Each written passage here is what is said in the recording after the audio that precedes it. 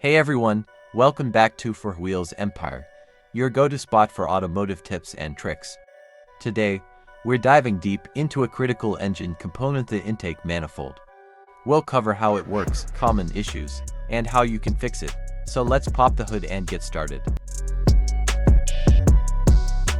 An intake manifold is a series of tubes that are responsible for the precise distribution of air into the engine cylinders for perfect combustion. The intake manifold is located on the cylinder head, on one side of the engine. It is easy to spot in most car engines, because it is often installed high up in the engine bay. A faulty intake manifold can result in engine misfire. While driving, you will hear the engine coughing and find the coolant leaking. It will turn on the check engine light on your dashboard. Store the intake manifold related error codes.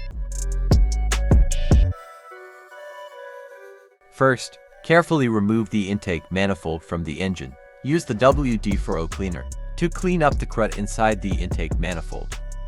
And wipe it well to make sure all the carbon buildup is now removed. Reinstall the intake manifold back after the cleaned intake manifold has dried. And that's it.